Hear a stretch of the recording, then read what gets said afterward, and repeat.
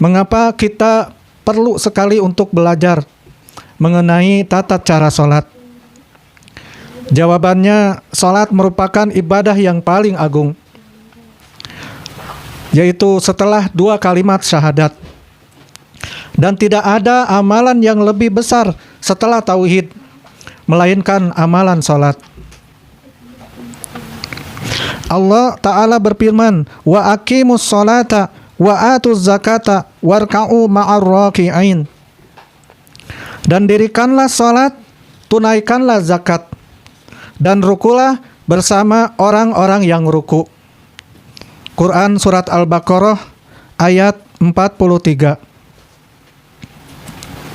Allah Ta'ala pun berfirman, inna sholata kanat 'alal mu'minina kitaban mauquta. Sesungguhnya salat adalah kewajiban yang telah ditentukan waktunya atas orang-orang yang beriman. Quran Surat An-Nisa ayat 103. Nah, jemaah yang dimuliakan Allah, salat ini pun merupakan amal pertama yang dihisab. Hal ini sebagaimana sabda Nabi Shallallahu Alaihi Wasallam, inna awwala ma yuhasabu bihil abdu yaumal qiyamati shalah. Sungguhnya amalan pertama yang akan dihisab dari seorang hamba pada hari kiamat adalah salatnya. Fa in salahat salaha sairu amali. Jika salatnya baik, maka baik pula lah seluruh amalnya. Wa in fasadat fasadat sairu amali.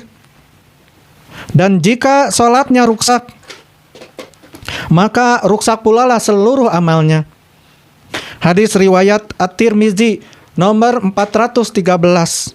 Kemudian An-Nasa'i nomor 465. Dan hadis ini dihasankan oleh para ulama. Maka jemaah yang dimuliakan Allah, dari sini dapat kita ketahui bahwasanya Nabi Shallallahu Alaihi Wasallam sangat memperhatikan sholat. Beliau Shallallahu Alaihi Wasallam tidak mengatakan puasa, zakat, atau haji terlebih dahulu. Namun yang pertama kali diperiksa, yang pertama kali dihisab adalah sholat. Oleh karena itu, memperbaiki sholat merupakan kebutuhan bagi setiap muslim. Nabi Shallallahu Alaihi Wasallam, beliau memerintahkan agar kaum muslimin pada umumnya dan para sahabat khususnya, mereka mencontoh Nabi Shallallahu Alaihi Wasallam. Oleh sebab itu, Nabi Shallallahu Alaihi Wasallam beliau bersabda, "Shollu kama ra'aitumuni usolli." Salatlah kalian sebagaimana kalian melihat aku salat.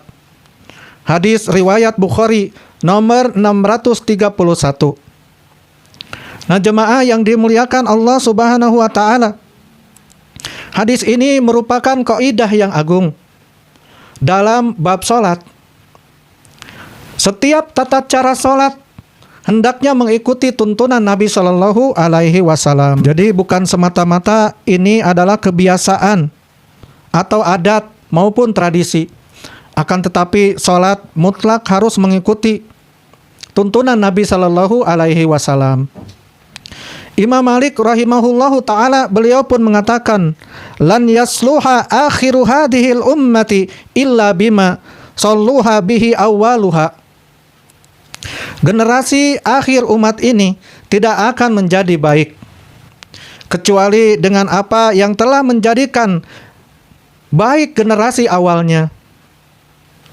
Nah, jemaah, mengapa banyak orang yang sholat akan tetapi tidak mendapatkan pahala yang sempurna? Nah, ini pertanyaan yang sangat penting.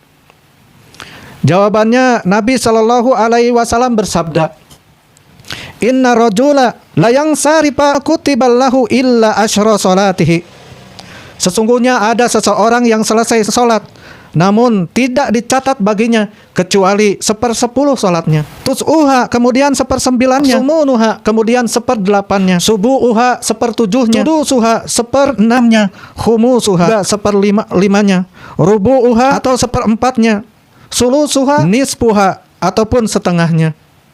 Hadis riwayat Abu Daud nomor 796, dan hadis ini dinilai hasan oleh Syekh Albani rahimahullahu ta'ala. Kesempurnaan salat seseorang itu ditentukan dengan tu'maninahnya, kehusuannya, ataupun itibanya terhadap sunnah Nabi Sallallahu Alaihi Wasallam. Adapun kesalahan yang pertama adalah tidak belajar tata cara salat. Karena fakta membuktikan banyak orang yang sudah sholat selama puluhan tahun, tetapi belum pernah dia mempelajari tata cara atau sifat sholat Nabi Sallallahu Alaihi Wasallam. Tentunya dengan mempelajarinya secara terperinci. Padahal jemaah, Allah Subhanahu Wa Taala berfirman, "Fas'alu ahla dzikri in kuntum la ta'lamun." Maka bertanyalah kepada orang yang berilmu jika kalian tidak mengetahui. Quran surat An-Nahl ayat 43.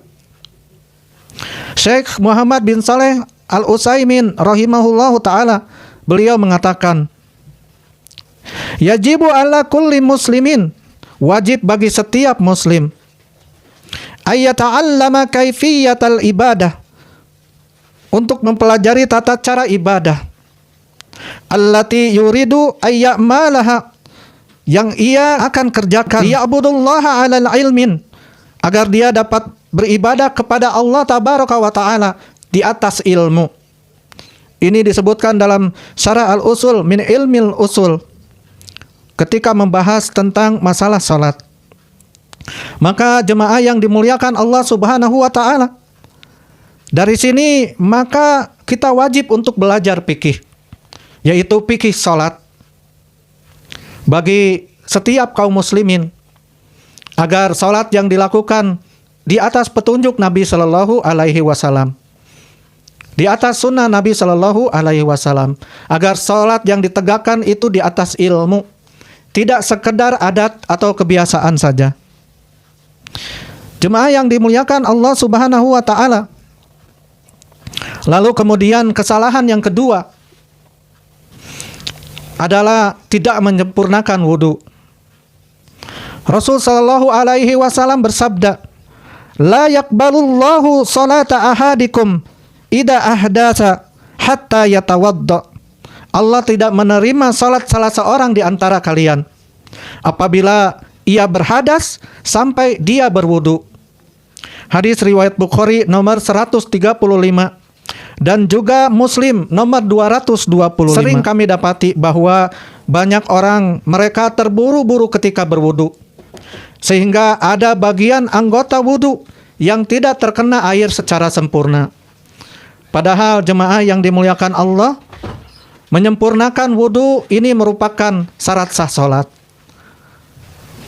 Nabi Shallallahu Alaihi Wasallam, beliau pun pernah melihat tumit seseorang yang tidak terkena air.